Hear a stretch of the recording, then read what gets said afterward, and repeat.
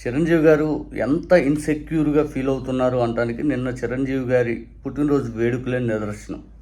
ఆయన ఇటువంటి నిర్ణయం తీసుకుంటారా అనిపించింది నాకైతే. ఎందుకంటే ఈ మధ్య సోషల్ మీడియాలో విపరీతంగా చిరంజీవి గారిని ట్రోల్ చేస్తూ ఉన్నారు. చిరంజీవి గారు తొక్కేశారు వీళ్ళని, చిరంజీవి గారు వాళ్ళని తొక్కేశారు. సినిమా ఇండస్ట్రీలో చిరంజీవి గారికి ఆపోజిట్గా ఎవరైనా వెళ్తున్నా కానీ వాళ్ళని తొక్కేసే ప్రయత్నం చేశారని చెప్పి సోషల్ మీడియాలో విపరీతంగా ట్రోలింగ్ అవుతూ ఉంది. అందులో భాగంగా రాజశేఖర్ గారిని, లేకపోతే ఉదయ్ కిరణ్ గారిని, లేకపోతే సుమన్ గారిని, ఇట్లాంటి చాలా పేర్లు అనేవి విపరీతంగా సర్క్యులేట్ చేస్తూ ఉన్నారు. వాస్తవానికి ఎప్పటి నుంచో నడుస్తుంది. ఈరోజు కొత్త అయితే కాదు. చిరంజీవి గారికి కూడా తెలుసు అవి. చాలా ఇంటర్వ్యూల్లో కూడా వాటి గురించి స్పందించడం మనం చూసాం. ఇక చిరంజీవి గారి పుట్టినరోజు వేడుకల్లో చిరంజీవి గారు హాజరు కాలేదు. చిరంజీవి గారి ఫ్యామిలీ మెంబర్స్ ఎవరు హాజరు కాలనట్టుగానే ఉంది. ఇక అక్కడ చిరంజీవి గారిని భజన చేస్తూ, అంటే ఎట్లా అంటే మా సమక్షంలో తొక్కేశారు అంటే మాకు అందరికి అవమానంగా ఉంటుంది, మేమేదో చెప్పించామనుకుంటున్నారు అని చెప్పి అనుకున్నారు ఏమో. కానీ ఏ ఒక్కరు కూడా హాజరు కాకుండా హైప్రాదియో లేకపోతే ఆ సినిమా సంబంధించినటువంటి ఒక నిర్మాత, తర్వాత ఆ డైరెక్టర్, తర్వాత వాడెవడో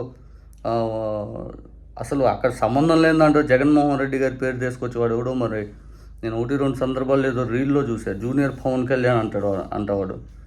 వాడైతే మరి ఘోరంగా అసలు జగన్ గుర్తు పెట్టుకో అని చెప్పి పవన్ కళ్యాణ్ గారు మాట్లాడిన మాట ఏదైతే ఉందో గతంలో, దాన్ని తీసుకొచ్చి ఆ స్టేజ్ మీద మాట్లాడారు.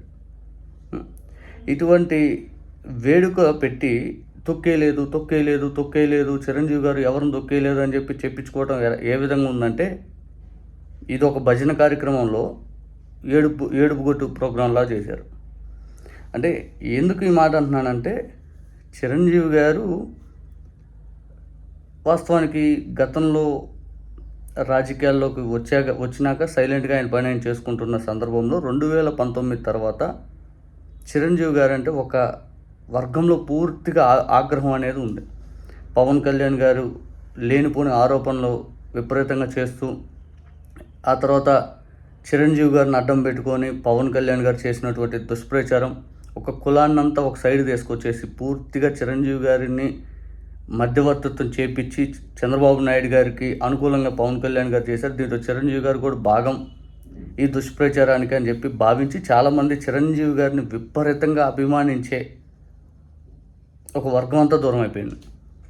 ఇది చిరంజీవి గారు చేసుకున్న తప్పే. ఈరోజు చిరంజీవి గారిని ఆఖరికి ట్రోలింగ్ చేస్తుంది కూడా ఈ ఆగ్రహంతో మన దూరమైన వ్యక్తులు కాదు. చిరంజీవి గారిని మొట్టమొదటి నుంచి ఆపోజిట్గా ఉన్నటువంటి ఆ వ్యక్తులే ఈరోజు ట్రోలింగ్ చేస్తూ ఉంది చిరంజీవి గారిని. ఇది ఎందుకు ఈ మాట అంటున్నా అంటే, ఇంకోటి కర్మ ఎలా బూమరాంగ్ అయిపోయిందంటే, ఆ మధ్య మోహన్ బాబు గారి కుటుంబాన్ని విపరీతంగా ట్రోల్ చేయించాడు ఇదే నాగబాబు. ఆ మధ్య మోహన్ బాబు గారి కుటుంబాన్ని, మోహన్ బాబు గారిని ఈరోజు సరిగ్గా 3-4 ఏళ్లలోనే మొత్తం గింగిరీలు తిరిగి చిరంజీవి గారిని సోషల్ మీడియాలో ట్రోల్ చేస్తుంటే దానికి సమాధానం చెప్పుకోలేకపోతున్నారు.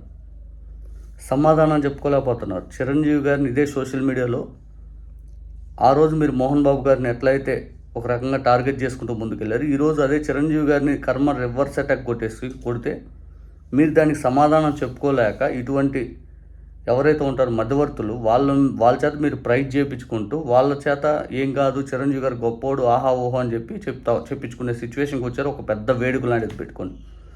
అంటే ఎవరికైనా ఏమనిపించింది అంటే, చిరంజీవి గారిని ఇప్పుడేం కొత్తగా చాలా రోజుల నుంచి చూస్తున్నారు, ఆయన పబ్లిక్లో ఎలా ఉంటాడు, బయట ఎలా ఉంటాడు, ఏం చేస్తాడు ఇది అని చెప్పి. నా ఉద్దేశం ఏంటంటే, ఈ నిమిషానికి కూడా చిరంజీవి గారిని టార్గెట్ చేస్తుంది ఆయనకు తెలుసు ఎవరు టార్గెట్ చేస్తున్నారు. వైఎస్ఆర్ కాంగ్రెస్ పార్టీకి సంబంధించిన వ్యక్తులు లేకపోతే జగన్మోహన్ రెడ్డి గారి అభిమానులు చిరంజీవి గారిని ఎప్పుడు ఒక మాట అంటారు, టార్గెట్కి వచ్చారు.